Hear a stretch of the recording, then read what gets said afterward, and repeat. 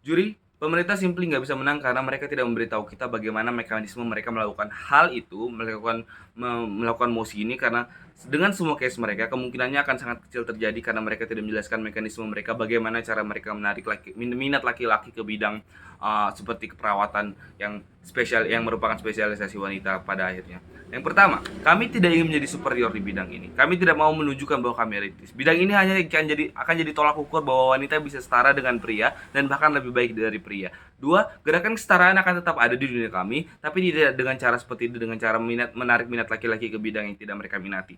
Tiga, kamu pikir langkah yang lebih strategis adalah tetaplah dengan kampanye seperti di status quo dan juga terus bersuara untuk feminisme seperti menggelar aksi sosial, bahkan jika diperlukan demo atau diskusi dengan orang-orang besar dan sebagainya.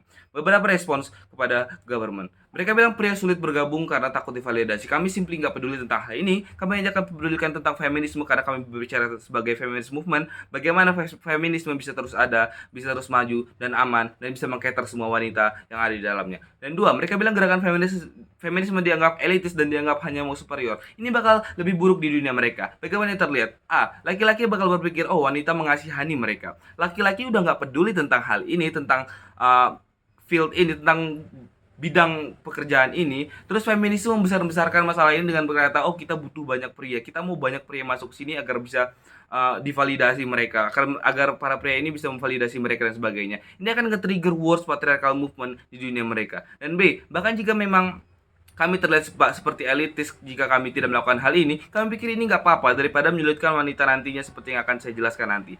Tiga, tentang inklusivitas laki-laki, itu nggak eksklusif, masih ada di dunia kami. Dalam diskusi-diskusi pria masih ada di dalam diskusi tersebut dan sebagainya. Empat, laki-laki jadi merasa diperbolehkan masuk ke gudang ini. Masalahnya di dunia mereka maupun di dunia kami, masalahnya adalah dari awal laki-laki memang sudah merasa begitu sejak awal. Laki-laki memang sudah merasa diperbolehkan masuk ke segala bidang sejak awal. Yang jadi problem adalah wanita yang merasa yang tidak diperbolehkan masuk ke segala bidang sejak awal. Jadi ini useless di dunia mereka. Dan kenapa ini nggak urgent? Karena pertama, kami pikir di status quo, feminist movement udah fine-fine aja bahkan tanpa melakukan hal ini. Feminist movement udah melakukan hal-hal yang baik seperti diskusi dengan orang-orang besar, menggelar aksi sosial dan sebagainya yang lebih mengkampanyekan tentang feminist movement.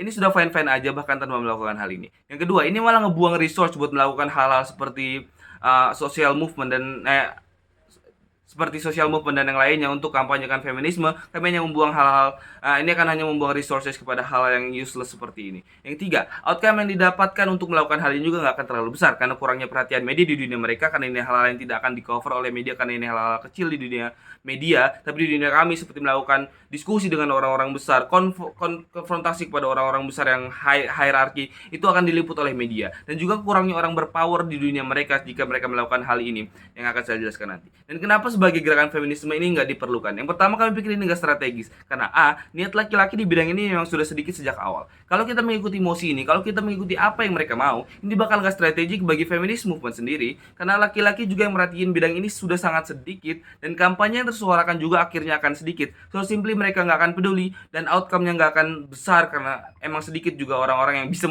memvalidasi seperti yang mereka katakan. Dan B, ini nggak akan membuat laki-laki atau patriarkal hierarki stop juga di dunia mereka karena kurangnya awareness yang akan mereka dapatkan nantinya. Dan dua, jika sisi pemerintah berkata bahwa ini agar orang-orang melihat bahwa feminisme ini mendukung kesetaraan, tapi kami pikir kebanyakan orang-orang memang sudah tahu tentang hal itu karena itulah tujuan feminisme dibuat, itulah memang tujuan awal feminisme dibuat dan disuarakan.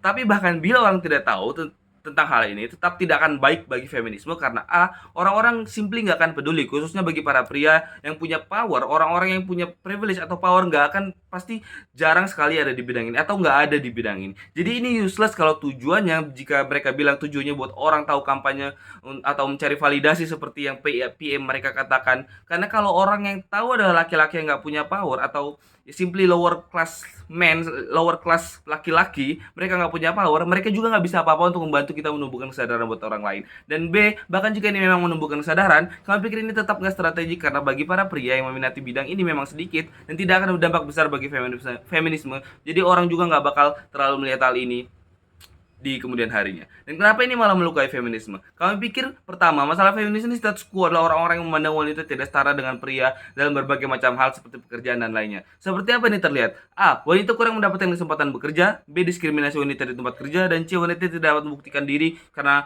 kurangnya lapangan pekerjaan bagi mereka. Dan kami pikir ini buruk karena wanita akan semakin sulit ke depannya jika tidak ada tolak ukur bagi para wanita untuk membuktikan bahwa mereka juga bisa melakukan sesuatu yang besar dan setara dengan para pria.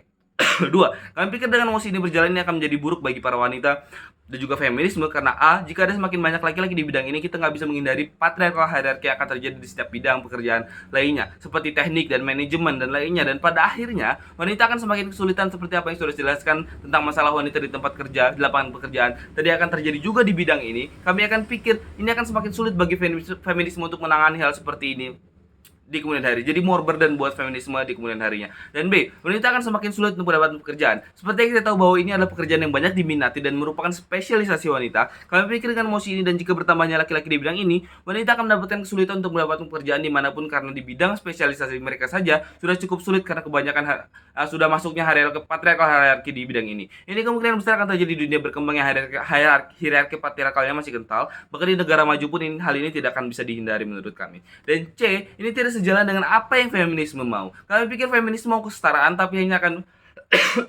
kami pikir feminisme mau kesetaraan untuk para wanita, tapi ini hanya akan membawa safe job buat para wanita ini menjadi tempat buat para laki-laki kembali berkuasa. Karena ini adalah safe job bagi para wanita ini. Banyak wanita yang menginginkan jadi kayak semacam di dalam pendidikan dan juga di dalam keperawatan sebagai itu. Tapi jika kita menarik minat laki-laki, safe job dari para wanita ini akan hilang dan kesetaraan tidak akan terjadi pada akhirnya dan wanita kembali akan kekurangan pekerjaan di kemudian hari. Jadi burden untuk feminisme di hari jadi burden untuk feminisme di masa depan akan menjadi lebih buruk di dunia pemerintah. Kami pikir dengan tetap berada di status quo adalah strategi terbaik untuk gerakan feminisme karena bidang ini akan menjadi tolak ukur bagi para wanita bahwa mereka bisa juga melakukan hal yang sama, mereka bisa setara dan juga menjadi safe job buat para wanita karena tingginya minat